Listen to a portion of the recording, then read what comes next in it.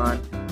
Jadi pada kesempatan kali ini saya akan menjelaskan mengenai 6 teknik penyelesaian pengambilan keputusan dalam kondisi tidak pasti.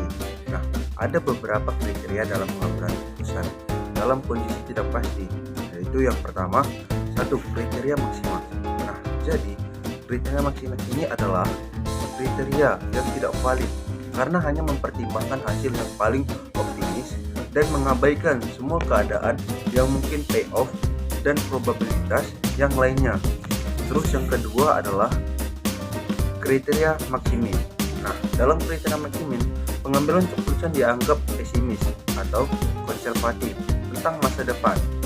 Menurut kriteria ini, hasil terkecil untuk setiap alternatif dibandingkan dengan alternatif yang menghasilkan nilai maksimal dan dari hasil-hasil minimal yang dipilih atau melalui alternatif yang minimalnya paling besar. Selanjutnya yang ketiga adalah kriteria Laplace. Jadi pada kriteria Laplace ini sering juga disebut dengan kriteria equal likelihood. Nah, menurut kriteria ini, pengambilan keputusan mengasumsikan bahwa probabilitas terjadinya berbagai kondisi adalah sama besarnya. Pada kriteria ini, pengambilan keputusan tidak dapat menentukan atau mengetahui probabilitas terjadinya berbagai hasil, sehingga diasumsikan bahwa semua kejadian mempunyai kemungkinan yang sama untuk kejadiannya, atau setiap hasil memiliki probabilitas yang sama. Hasil yang dipilih adalah yang memiliki nilai imbang tertinggi. Selanjutnya adalah kriteria regret. Nah, kriteria regret atau kriteria minimax pertama kali diperkenalkan oleh L.G. Shapiro yang didasarkan pada konsep opportunity loss atau regret. Nah, pada kriteria ini, pengambilan keputusan dapat diperoleh hasil keputusan yang maksimal agar tidak terjadi sesuatu penyesalan atau regret dan dapat bertindak ke depan dengan melihat keadaan masa lalu. Menurut kriteria ini, pengambilan keputusan akan mengalami suatu kerugian apabila suatu peristiwa terjadi menyebabkan alternatif yang dipilih kurang dari payoff maksimal. Selanjutnya, yang kelima adalah kriteria realisme. Nah, kriteria realisme ini dikenal juga sebagai kriteria Hurwitz untuk menghormati penemunya, yaitu Leonid Hurwitz. Kriteria ini merupakan antara maksimas dan maksimin, antara optimis dan pesimis.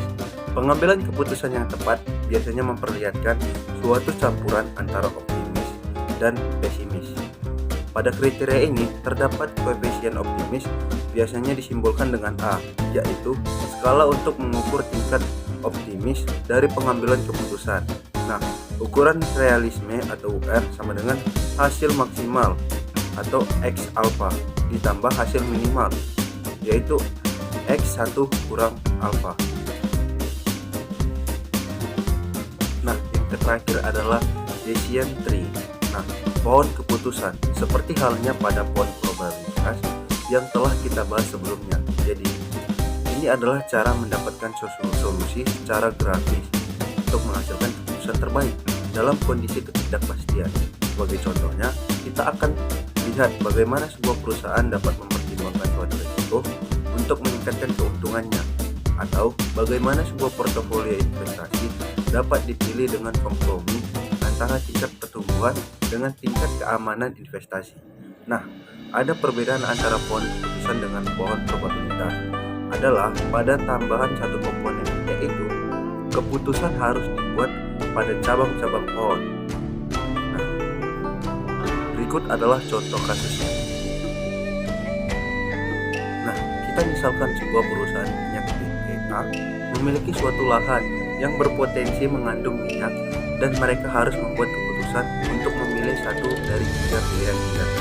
Nah, yang pertama yaitu menjual lahan. Pada saat ini BPA akan mendapatkan 125k hasil penjualan lahan saja. Nah, yang kedua, menunggu 1 tahun untuk menjualnya.